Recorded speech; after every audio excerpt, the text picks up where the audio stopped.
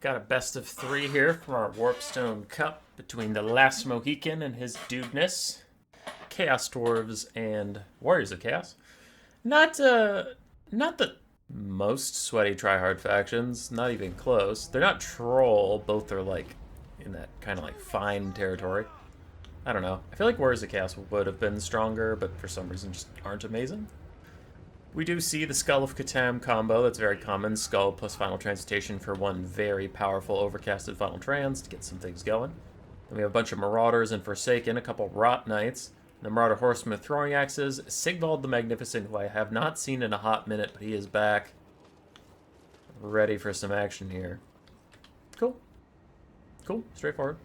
Side of the Chaos Dwarves, you have Chaos Dwarf Warriors and Orc Laborers for a front line. Some Blazing Beards of Bozrok mixed in for a little bit of that blasting charge action. Two Blunderbusses, one Fireglaive, double Kadai Fireborn. Then we do have Astrogoth Iron Hand. Brought with himself his Hellhammer and his Cascading Firecloak. Alright, good stuff. Good stuff. I wouldn't hate for the Blunderbusses to counterfire against the Marauder Horsemen, but looks like that the whole Chaos Dwarf army doesn't want to stall for that. Meanwhile, the Warriors of Chaos are falling back, allowing themselves to get a good surround here. They're sending their Rot Knights and Forsaken around the back. And then their Marauder Horsemen are poking and prodding where they can, though they have to be careful. They don't want to stay in front of these Fireglaives for too long. They're outranged and outgunned by these guys. But yeah, Chaos very happy with how this setup is going so far. They've mostly avoided taking damage from the Chaos Dwarves. Looks like Chaos Dwarves either don't know about the Forsaken in the trees or just don't care. I suppose what would they do about it? So they are instead trying to rush forward and get to the Marauders before the Chaos flank is complete. And really get in there and do some free damage, which is why I don't actually mind the Kadai getting out over the front of their army by this much. Usually you don't want units to get this far ahead, and it looks like he is going to back off, but there's nothing around here to punish that extension, so it could have just been free damage. But it looks like he's maybe worried about leaving all of the ranged undefended, especially with Rot Knights around, so looks like he's pulling him back. I don't think either option is really a bad option. Blunderbusses and Fireglaives trying to set up positions as the Rot Knights come waltzing in. Looks like they're going to back off. Mohican being very cagey about this, but the Blunderbuss is finally going to get a shot. Finally, the dodging and ducking of Chaos is not fast enough. They lose about half their health bar. A little more than that for their fuck up. Which is like kind of a testament to how well he was doing in the early game. Because you see what happens if he screws up even once. So that's the only time he's messed up in 2.5 minutes of getting this around. Marauders now starting to move forward. And I expect the Chaos Trap will be closing in soon.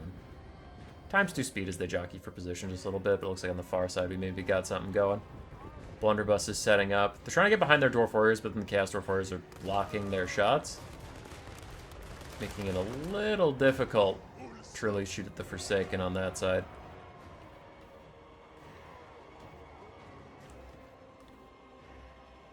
Chaos do kind of need to get something going here. This is taking a little too long, because they're starting to just take poke for nothing. And it's not even like they're saving up for that Final Transmutation combo. That's already ready. You definitely have that by 3.5 minutes into the game. Here the Rot Knights finally think about coming out to play, then they back off. Alright, Chaos, get it together. These Blunderbuss is going to line up some shots. I mean, it's little damage overall, but it's stacking up. Chaos Dwarves are shooting you guys. You gotta do something. Sigvald and his boys find some Orc Laborers on the far side. Well, these Blunderbusses, they were turning to shoot the Skirmish Cav, and then they abandoned that. I don't know where they're reforming lines to, but they gotta figure it out. Fireglaives are shooting at these Marauders while the Blunderbusses reposition yet again. The Kadai Fireborn haven't done anything just yet. These Blunderbusses unfortunately just like shit their pants and kind of lost the plot. They had a lot of opportunities to fire at stuff and just like didn't. Blazing Beards need to move up and throw at the front lines while Orc Laborers are out of here. There, the Blunderbusses are getting some free shots off onto the Marauders. And these Kadai Fireborn not going to want to be isolated against Rot Knights. Rot Knights do have anti-large and armor piercing, pretty good stats for that. Rot Knights do generally underperform when there's a bunch of supporting stuff going on, but if they can just fight Kadai Fireborn, that's going to be great for them. Looks like they are instead, though, going to have to deal with the Fireglaives who are shooting downhill at them. And in comes the other skirmish cab trying to stop these guys in their tracks. While the Chaos Dwarf blunderbusses attempt to get to safety, Kadai Fireborn are going to peel for them. There go the Rot Knights straight into the Fire Glaives. I wonder if the blunderbusses turn and fire at either the skirmish cav or the Rot Knights, but they got to turn and do some stuff pretty quick. Kadai Fireborn took a lot of damage fighting Forsaken, but did eventually beat them while getting skirmished all the time, and the Rot Knights are already, like, dead. Not great. Astrogoth is avoiding Sigvald for now. The blunderbusses are starting to turn and fire, but Sigvald might be here to disrupt them in time. We'll see if the Kadai Fireborn get in the way. And there the blunderbusses are starting to deal with some of the skirmish cav. Rot Knights are already on their way out, which means the Infernal Guard with their Fire Glaives can also turn and start firing. The blunderbusses are correctly angled. I wonder if they'll get attack orders onto the Rot Knights that are coming in, because that would be a huge volley for them. And so far, no dice. Big Final Transmutation is coming in. That's a good volley. Big Final Transmutation, it is going to get upgraded by the Skull of Catan, so you'll see a lot more damage onto Astrogoth and these Fireborn than you would expect. The infantry are getting about what you expected. Final Trans isn't that good versus them anyway. But yeah, that's some juicy stuff. Rot Knight's already down to half HP though, and the Warriors of Chaos are behind on the balance of power. I would agree with that. Chaos Dwarf Blunderbuss is getting messed up. Astrogoth lost over half his HP to that deadly combo, but it looks like the Metalcaster might be the trade for such a thing.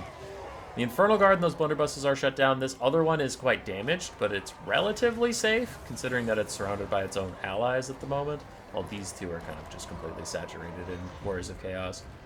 Balance of Power is recovering a little bit for the Warriors of Chaos, as they've gotten rid of a lot of important stuff. Astrogoth did use his Hellhammer down the side over there, not that it mattered too much. And Sigvald, I don't know what just happened to him, something. Quick little Searing Doom from the Sorcerer of Tzeentch, who's trying to get out of all of these heavy Chaos Dwarf bodies. Really good attack there. And the Rot Knights are also recharging into a little bit more.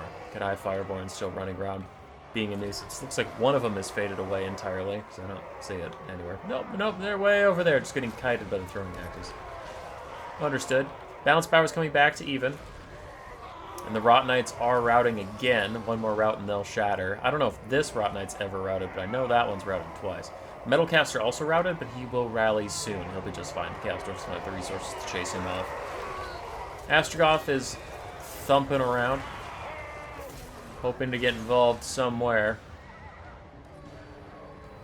There he goes. Cascading Fire Cloak popped on himself. His Killing Fire, slight damage aura around him, does a little bit. Just a teensy little bit. Rot Knight's still trying to kill off the Blazing Beards and his other Chaos Dwarf warriors. Now they're going to back off. Realizing that didn't amount too much, they're just going to get out of here. Charge the Infernal Guard with Fire Glaives.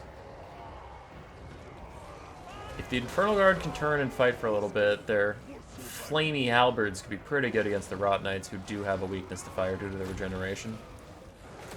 It's not looking great for them, though. Yeah, the Infernal Guard aren't standing and fighting. They're trying to run away, and they're just getting run down for their effort.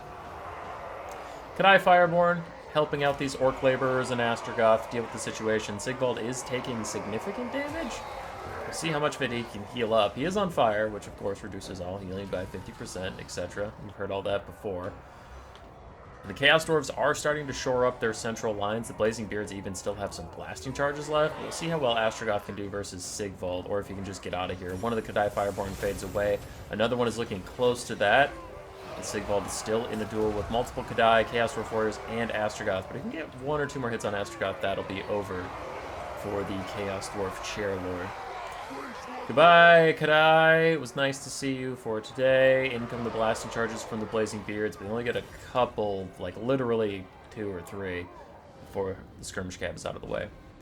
Chaos Dwarves with a bunch of infantry do need to reform lines. Blunderbusses trying to get a couple shots off onto the Marauder Horsemen throwing axes, who are currently depleting these guys, but they're firing over a couple bumps, so a lot of those bullets aren't exactly landing. Now, just because the Final Transmutation combo is gone doesn't mean that he doesn't still have Final Transmutation. This guy could throw one more Final Trans onto Astrogoth and just end his life. And Sigvald actually gets a nice rear charge onto him, and just as I say that, Final Train's coming in. I promise I haven't watched this replay ahead of time. It just did seem like the prudent move. Astrogoth is going to die. That did cost the Chaos Sorcerer a lot to do so, so it looks like he's going to rout for the second time. But I still think taking out the enemy lord is worth it, as now these blunderbusses will rout as soon as they're charged. All the Orc Laborers are pretty much dead man walking. There's not too much that the Chaos Dwarves can do now without a caster and without a lord. Little blasting charge throws from the Blazing Beards trying to get something done. But, I mean, Sigvald could kill the rest of this army. He's still slowly healing up. It's not like any of them have a crazy DPS. Rot Knights are slowly regenerating as they run around and cycle charge stuff. Both of them are. Marauder Horsemen throwing axes can just chase anybody who's routing, or apparently just dive onto these guys who are out of position. 6 leadership, bounces up to 13, bounces back down to 2. But if they route, then the Orc Laborers will route. That looks like the Orc Laborers routed anyway. That's it. That is GG. Sigvald's gonna grind his way through a whole bunch of Chaos Dwarf Warriors and Orc Laborers. It's game 1. Going to the last Mohican. Bit of a back and forth. Sigvald did fine. Rot Knights mixed. Final Transcaster did fantastically well. Forsaken did not do a lot, but the Skirmish Cav of the Marauders did fantastically, and then the basic Marauders did not do very much. For HisDudeness, Ashkoth did okay. Kadai Fireborn did pretty darn well. Same could be said of the Blazing Beards and the Fireglaves, and honestly, the Blunderbusses did pretty well. GG. A lot of value, but with the Rot Knights healing and Sigvald's healing, you're going to have to get more than your value back. Game 2 between these guys. Grand Cathay versus Lizardmen. Last Mohican taking a Celestial Lion, which I haven't seen outside of the Skaven matchup. You take them into Skaven, because just abuse their leadership, but don't see it normally against other factions. Especially not Lizardmen. Also, what is going on with Tehenuin right now? People keep taking him, and he always looks terrible. I don't know why. What is happening with the Tehenuin meta? Alright, for Grand Cathay, we have a cannon, we have a Celestial Lion, Xiaoming with Final Transmutation and his Breath Attack, 4 Iron Hail Gunners, a bunch of Peasant Long Spears, and Jade Warriors in the front line, and then Peasant Horsemen and Jade Lancers in the back to do some good old running people off. Okay. On the other side, for the Lizardmen, Feral Cold Ones for some cheap armor piercing, then a Skink cohort and Red Crested Skink frontline for more armor piercing and bodies. Croc Scores and Dart Skinks. We do have the ROR Croc Scores in the distance. And then we have some Chameleon Stalkers in the Vanguard. Of course, Tehenuin, as I mentioned on the way in, has Flock of Doom and Curse of Honor here for his 2 spells. Looks like he's on his Horned One now. Well, for now, Grand Cathay more than happy to just fire their cannons. It looks like they're shooting at the Court of Waddle now. Xiaoming's probably going to charge out here with his little Breath Attack spell and try and disrupt some Skinks for a little bit.